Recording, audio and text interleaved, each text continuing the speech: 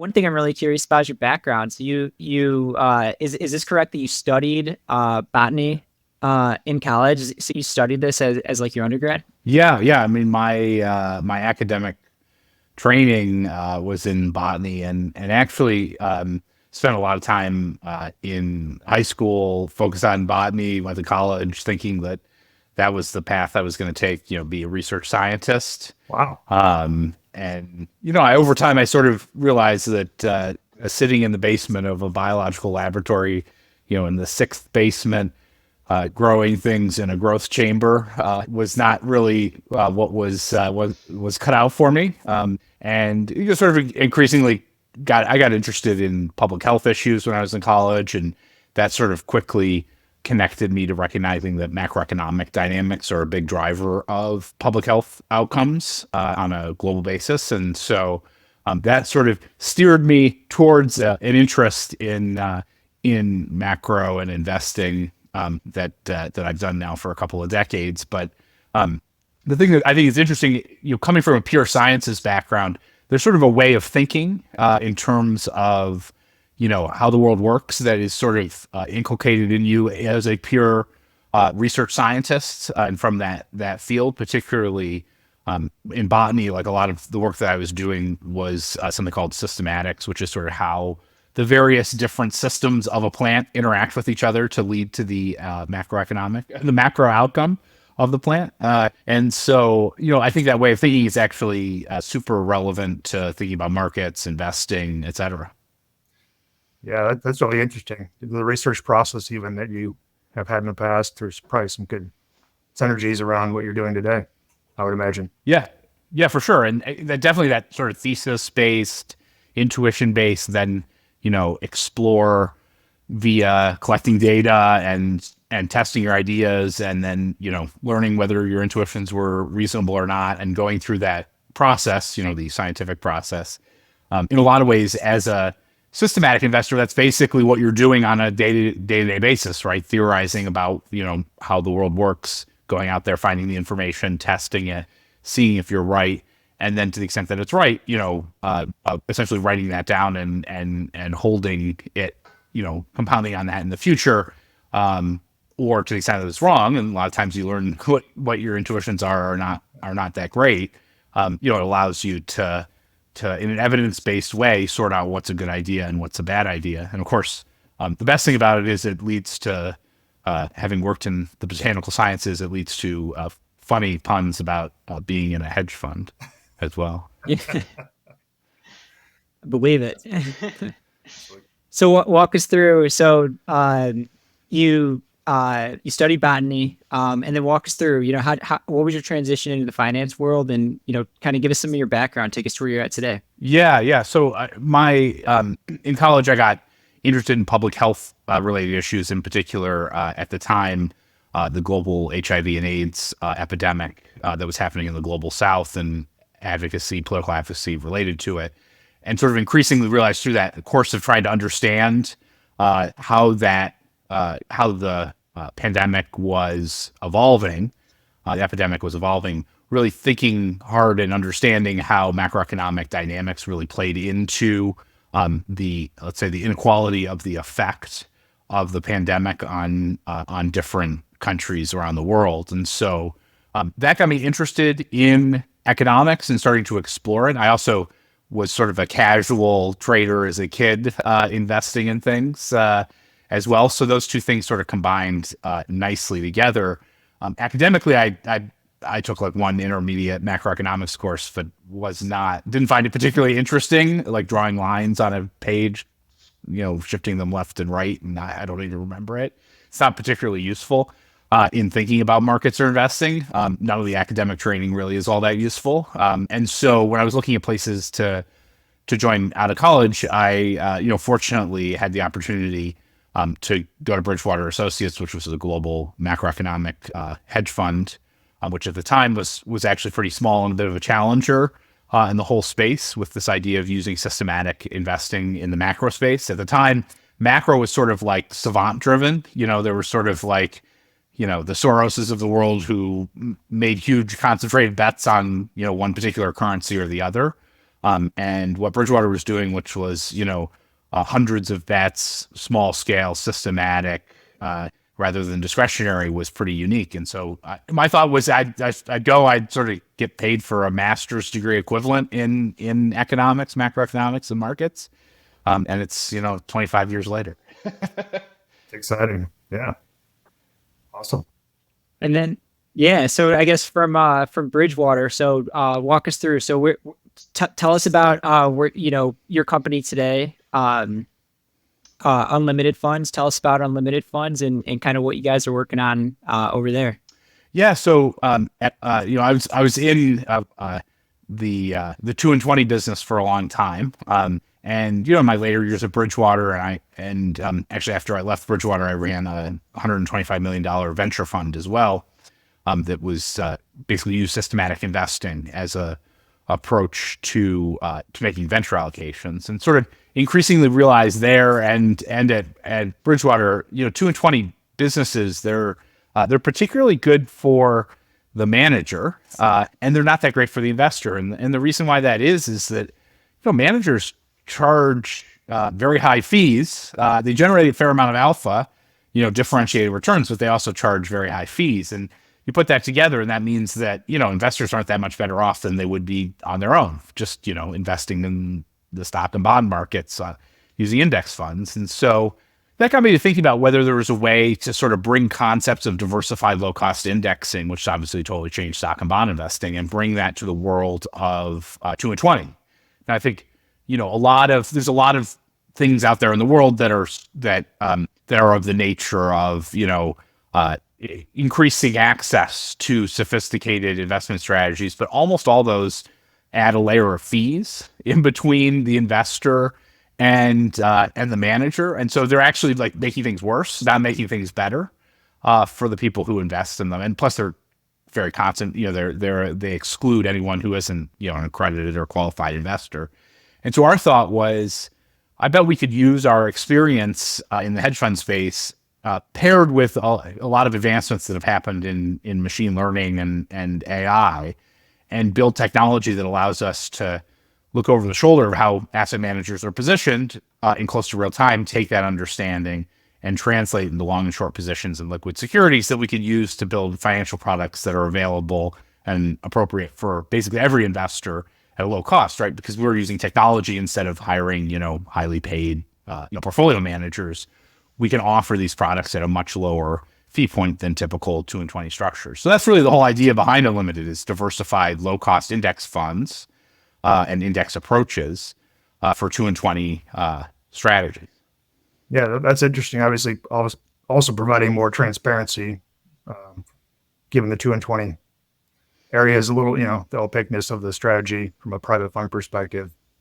Then obviously going from what you're taking today. I'm curious, how long did it go from idea to kind of a product, launch perspective, once you kind of figured out this was where you're going to go, and then, okay, now we deploy that into a product, a platform, a solution, given our technology that we've created in-house? Yeah, I mean, a lot of times, it's amazing in the process of building systematic approaches and technology. You sort of start with your scratch work and you sort of look at it and you say, is this the sort of thing? Is there promise here or is there not promise here? Right. And we pretty quickly realized that even a modestly sophisticated approach to this replication technology was pretty good in terms of capturing how managers were positioned. And so we worked very hard. We started our business in February of 2022 and built the technology and launched our first product into the market in October. So it was a whirlwind. It was very fast. And it was, my co-founder Bruce and I, working hard every day to put together that technology and get it in good shape to launch our product. And, it's now been on the market for almost 2 years. And since we launched that, we actually worked on developing that technology further to be able to build, that first product it's essentially like a hedge fund return index fund. And our sort of next generation is building a better, lower cost multi-manager fund, like a pod shop equivalent, using our technology. And so that we launched, that idea was struck about a year ago, give or take, and we launched that product in November of last year. So, very, very quick in terms of going from idea to proof of concept to, basically getting it production worthy and ready and getting those products out to the market. What was the most difficult part of that journey for you guys? Is it like regulatory stuff, coming up with the algorithms? We'll get into that in a minute, but like, kind of what were some of the biggest challenges you guys faced? Well, I think whenever you think about building an asset manager, a startup asset manager is not an easy thing to do in the U.S. regulatory context. And, I love coming on to these sorts of conversations and talking about what we're doing and talking about investment management and what's happening in markets. But the reality is, as a CEO of a startup financial firm, particularly one that's a 40 Act, a regulated, a SEC registered product, a lot of the work in the day-to-day is related to, regulatory work, setting up the business, the operations, compliance, along with all the sort of, basics around starting up a business. So if you're moving fast and trying to build a great investment product, and at the same time working in that regulatory framework and building a business from scratch, that's there's more than enough work to go around.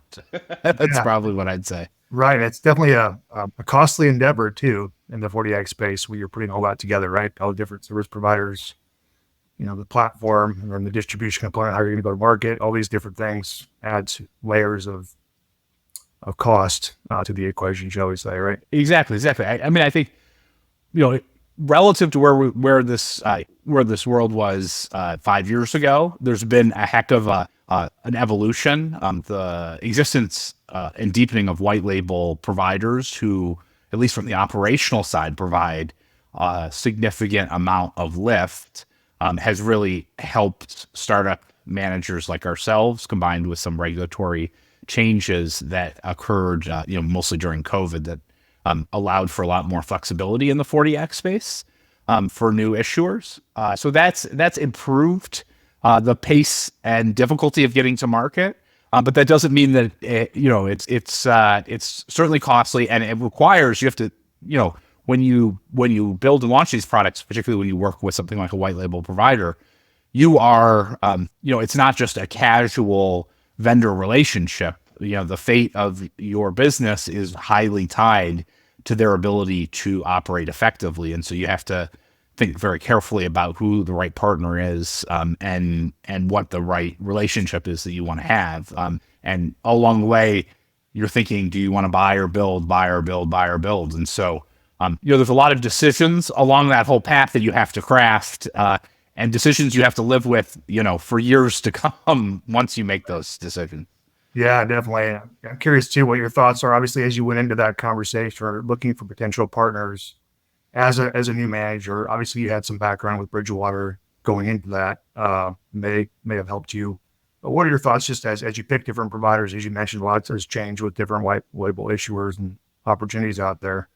Did you have some help kind of pointing to the right direction? Have a few different service providers that could really kind of fit the needs and wants of your guys' list of what you're looking to do? Yeah, well, I think anytime you're thinking about this sort of story, which is really a buy or build story, is so important to think about what is your edge. And there are great people who have launched 40 Act products where maybe the investment complexity is not a big part. It's not a particularly complex product from an investment perspective, or they may be using. They may be licensing an index or, a sub-advisory relationship, and where their expertise is operational. What's the right combination of providers to put it together? There's other people who come to this space, the 40 Act space, who have a lot of deep investment experience and don't necessarily have all the operational experience that real experts in the 40 Act space do. And in the ETF space in particular, very important that you have ETF expertise in the space, because there is a lot there that is, essentially market specific or product style specific. And so that's really starting with what's your edge. So you want to emphasize your edge. You want to lean into your edge, and you want to find great partners to complement areas that you have less experience in. And that's really what, for us, we came to building this product with much more investment expertise. And frankly, I learned a lot about the 40 Act and the infrastructure and the piping and all that. I was always a user of things like ETFs in my own PA, but it was pretty neat to sort of learn all the nooks and crannies of the business and the operational aspects of it along the way. And we couldn't have done that without a great partnership from our white label provider. And then I think a level below that, a lot of, the different providers and partners that you can use in the operational side of the business, different ones have different areas of expertise. Some are more multi-asset, some are more equity specific, some are more fixed income specific. So you want to think about what is their expertise relative to what product you're launching, and how much flexibility they give you. And the flexibility can be good because you can pick underlying particular line item service providers, but that adds to the time expense of trying to figure that out. Or you can do something that's a little more white glove, and you have less time expense in it, but of course you have less control over exactly who those service providers are. So it's you gotta solve for all of those things together as you're thinking about the best way to navigate through the launch process. Yeah, it's definitely a delicate balance for sure, right? Going through that. Yeah, I appreciate you walking us through that. So kind of coming back to your products, I know you mentioned a lot of these like hedge fund managers are charging, 2 and 20. The fees could kind of, take away from obviously the investor's performance. So I'm kind of curious just to get your thoughts around, give us kind of your thoughts around like fund managers in general, hedge funds, kind of talk about like the good and the bad. And then let's kind of get into your strategy and kind of how you guys are being, able to produce this using liquid equities. Yeah. So when you think about 2 and 20 managers, and particularly hedge fund managers, hedge fund managers in general are pretty good at what they do. And I guess at some level that shouldn't be all that surprising. But when you think about sort of at the industry level, at the index level, before you start talking about fees and issues related to that, hedge fund strategies, if you look back over the last 25 or 30 years, have returned, on par with or a bit better than stocks, with about half the monthly volatility and about a third of the drawdowns. You put that together, that's a pretty good return. That's I think, most investors would be very happy with that sort of return in their portfolio. The key challenge that exists is that those funds charge high fees, and in particular for taxable investors, they're structured in a way that's very tax inefficient. And so if you just think about sort of a story of, let's just say, you're working with an advisor and they have a platform where you can invest in a single manager in an LP structure. And let's say that manager is targeting about a 10% gross return. That's basically what most managers target, give or take. If they achieve their 10% gross return, first of all, they're taking 400 basis points in fees. Now you're down to 6. The tax man is charging you at ordinary income.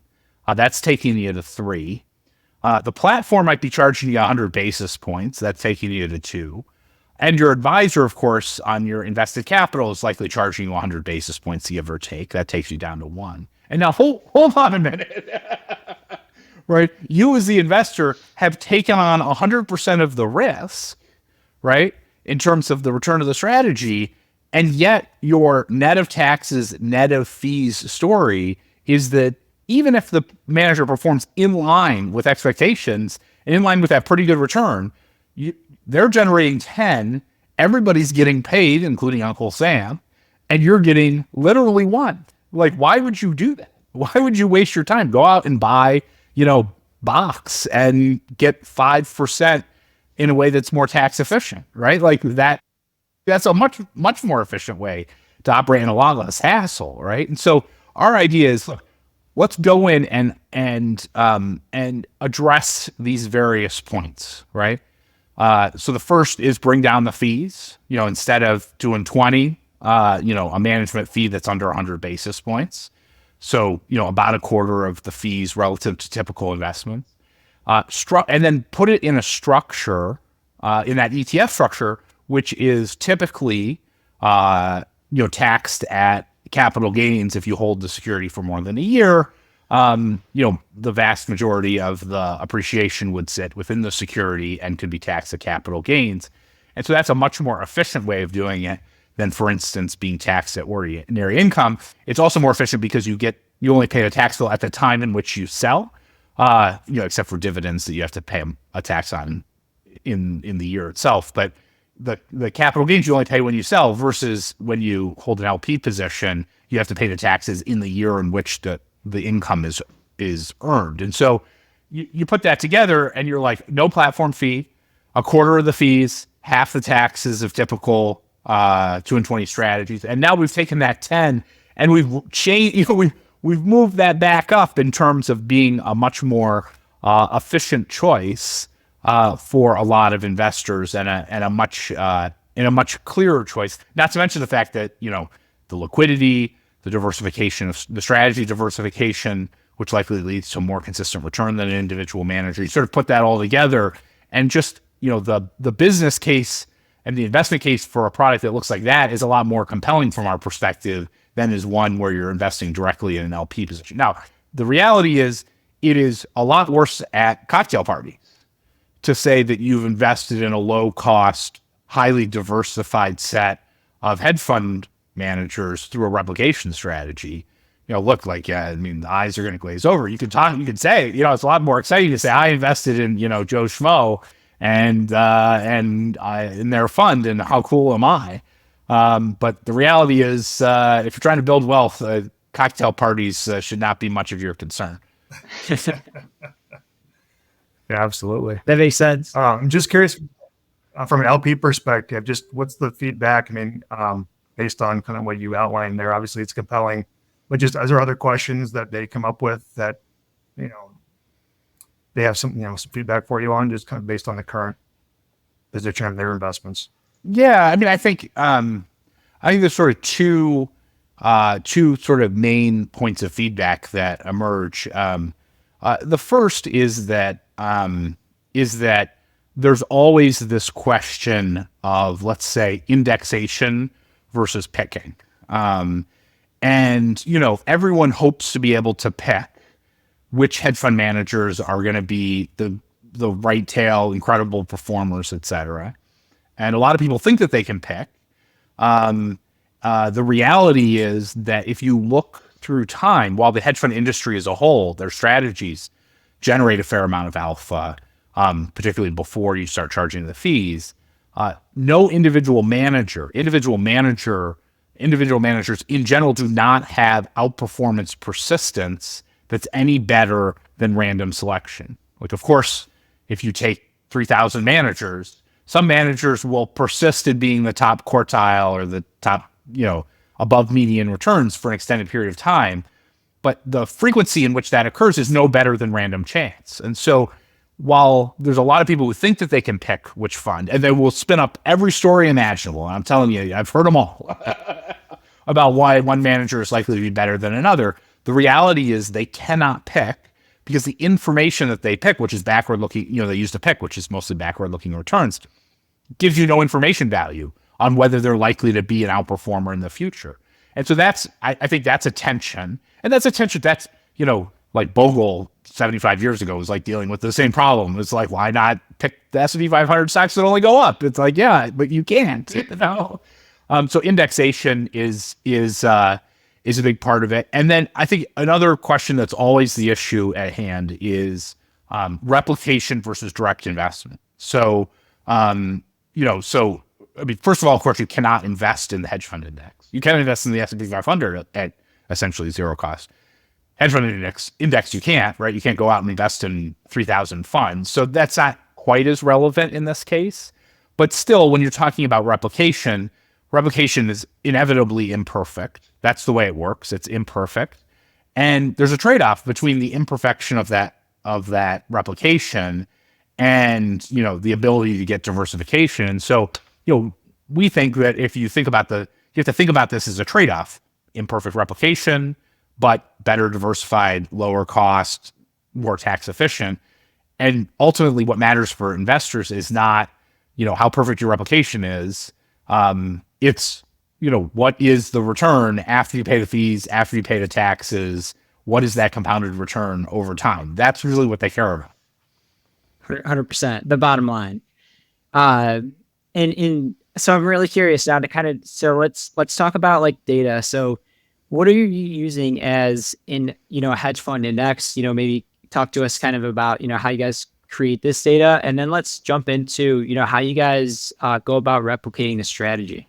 Yeah. So our sort of core concept in terms of what we're doing, it's actually, some of it's very, it's a common sense intuition, which I'm sure you guys have done plenty of times, which is you must see like manager returns, and you see manager return for a period of time, what happened in the markets then, you kind of know what they do, and you kind of say, oh, well, they must be, overweight tech stocks or underweight bonds or whatever, that like there's you can kind of like eyeball it and infer how they're positioned, even if you don't actually know what their positions are.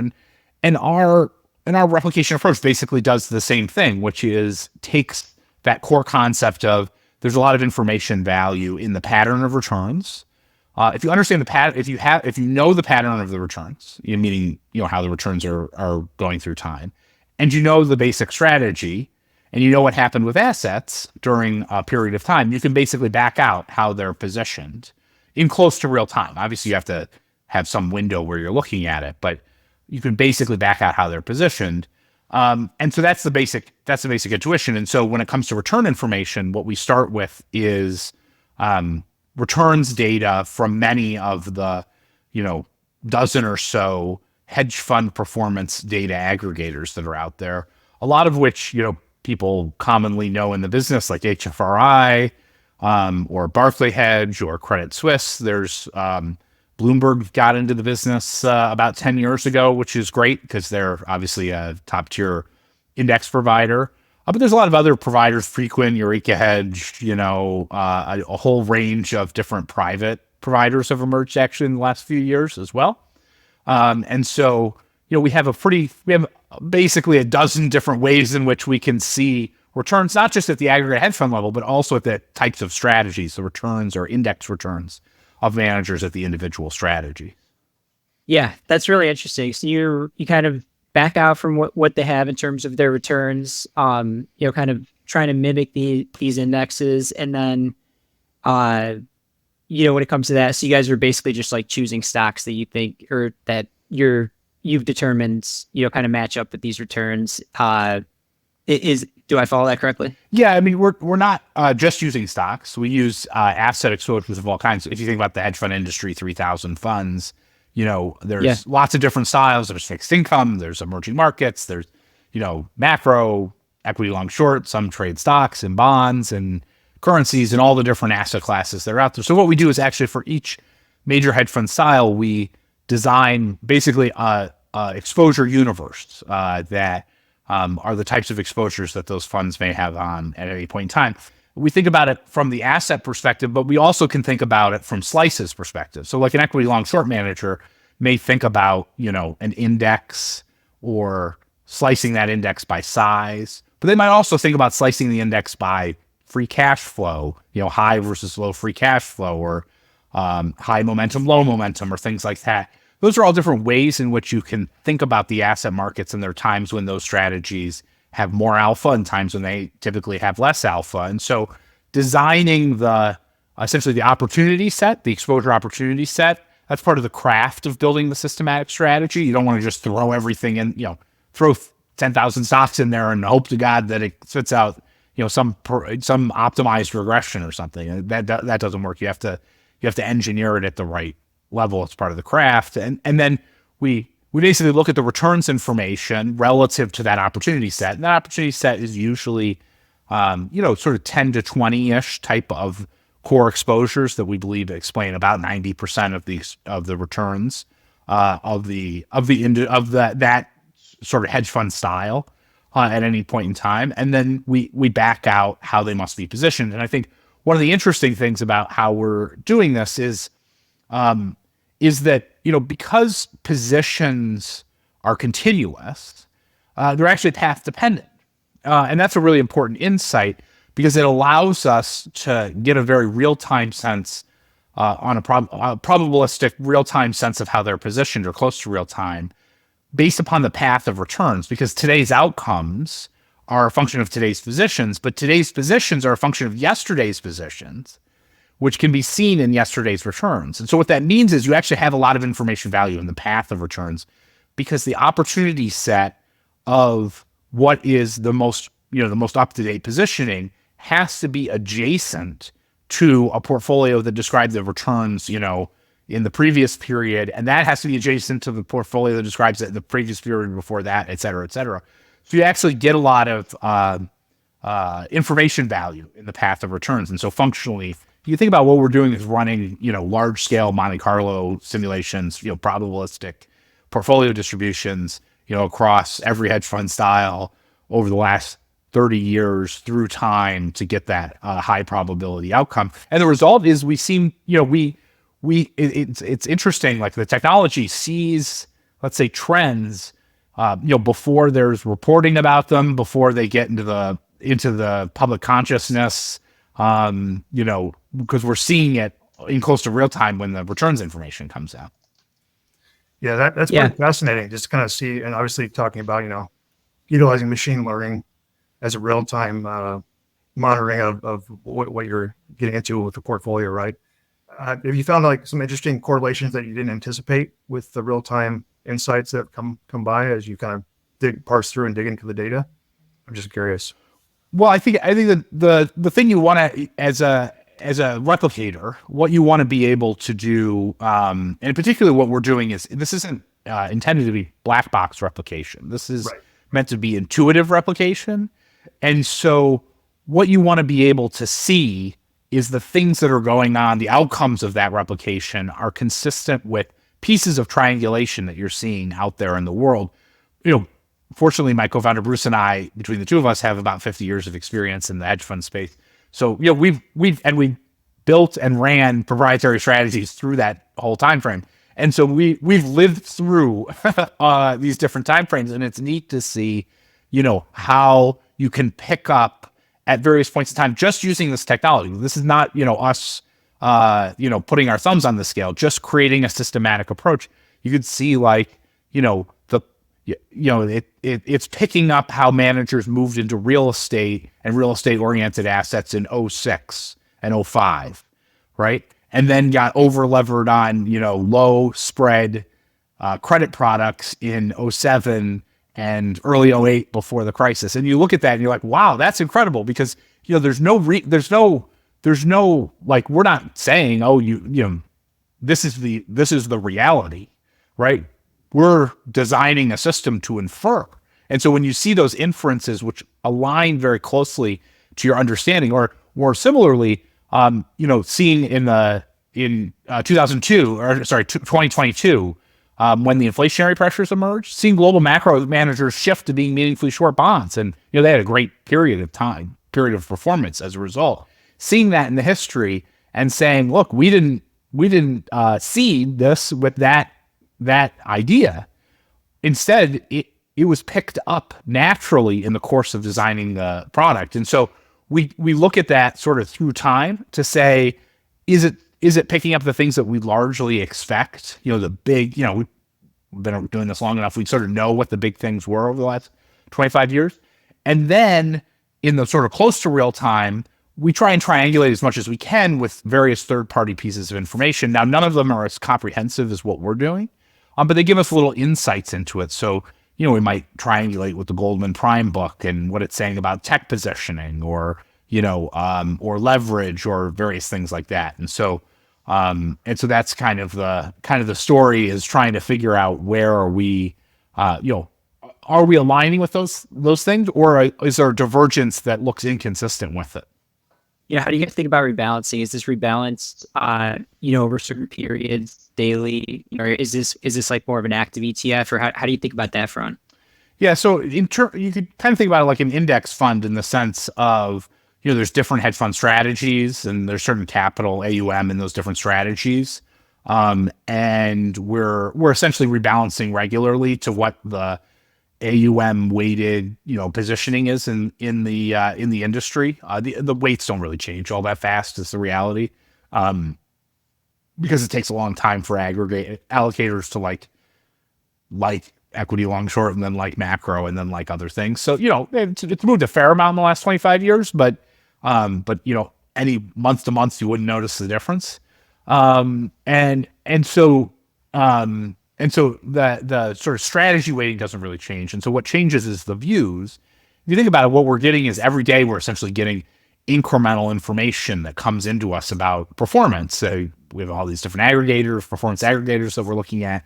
We're getting incremental information from there. And each day we're, updating the views in a systematic way, rerunning our systematic approach and seeing, incrementally, is that changing our understanding of how hedge funds are positioned as the incremental information is coming in, or is it not changing it much? And so the reality is we probably, get meaningful enough sets of information that create incremental changes in our positioning, a few times a month, but sometimes it's faster and sometimes it's slower, because sometimes they're moving a little faster and sometimes they're moving a little slower. So it's kind of in that pace. Yeah.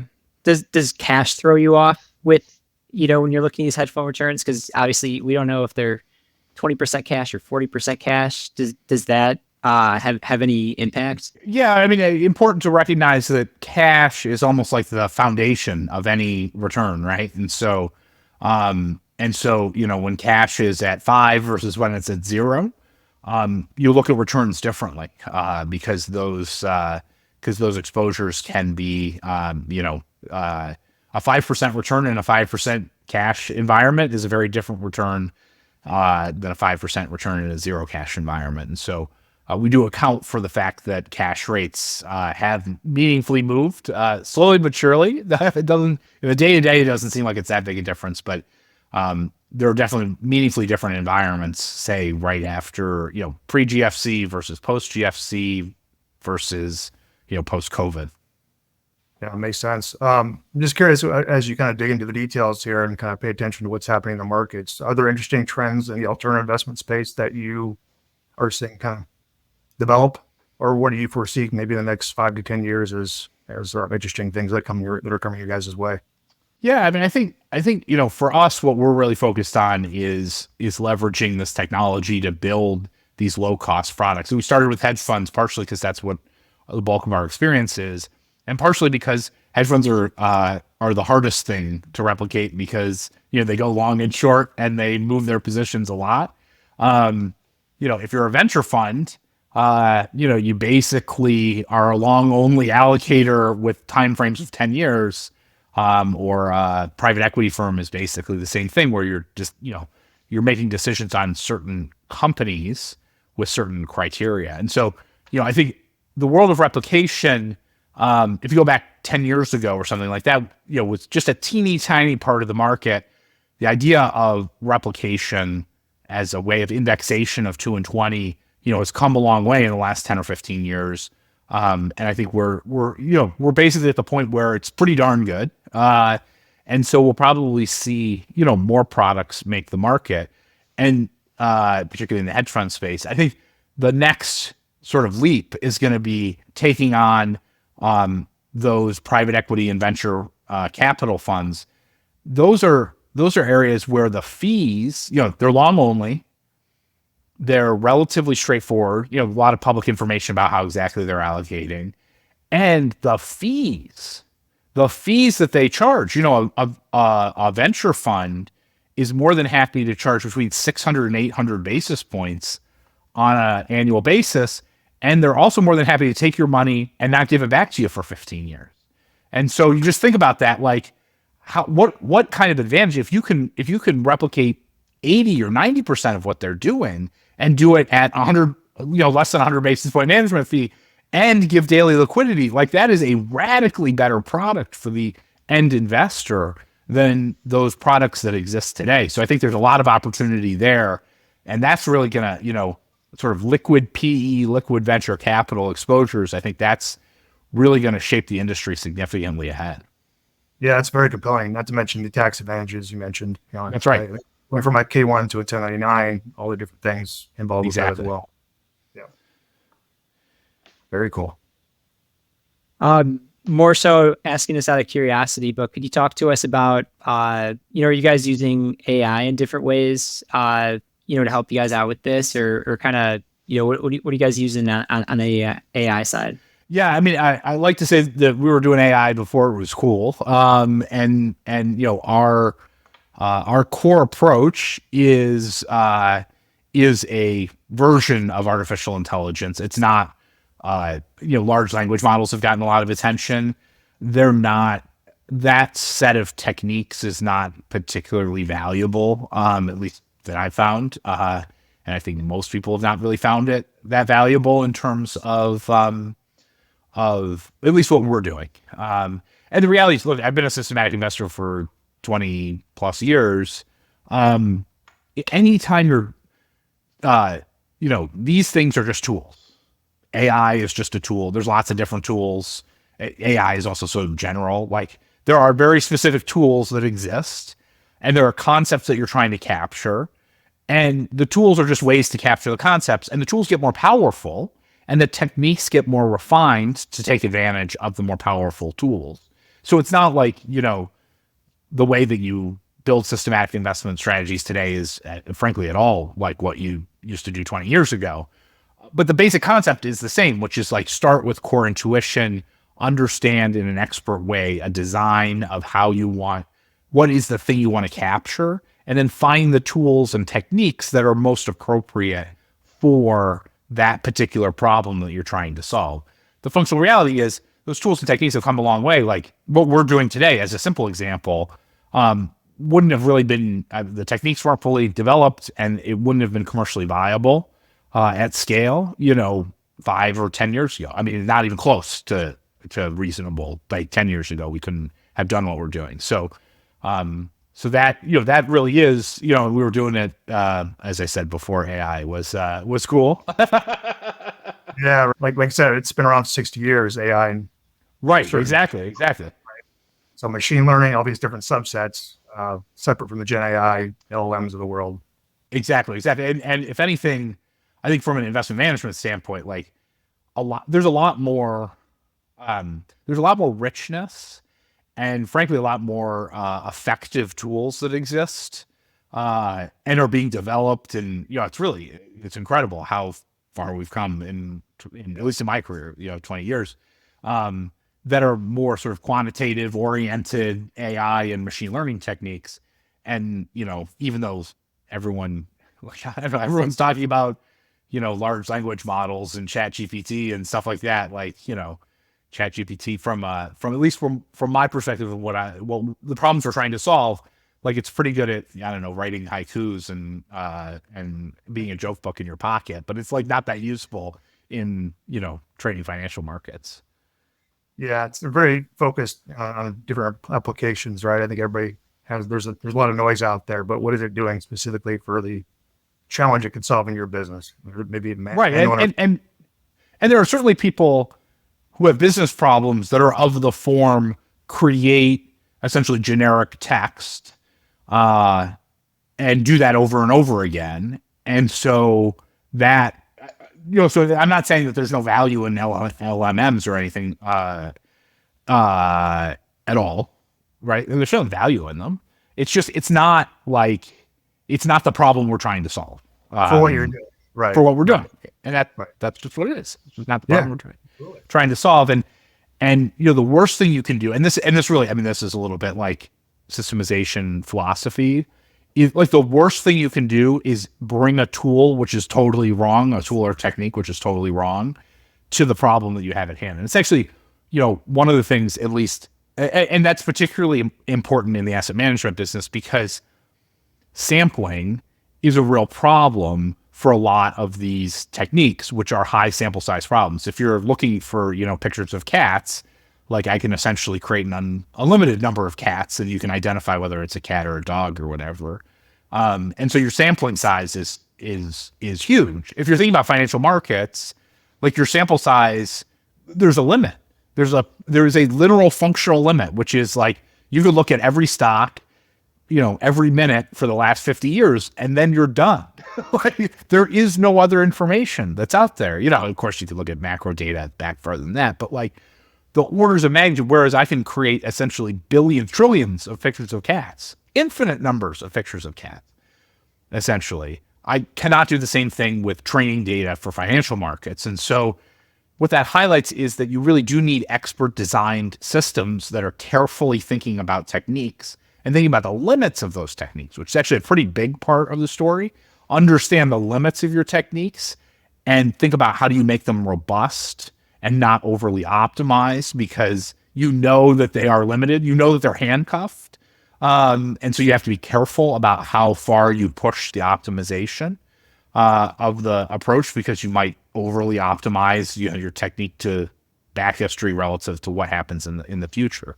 And so, I think that's expert design systems, at least in the financial market world, are going to be around, basically forever, because until there is a better, maybe there is a next generation better solution to the low sample size problem, but until we get that, you really do have to have expertise in terms of thinking creatively beyond the scope of what is, plausibly in the data set behind you. Yeah, definitely.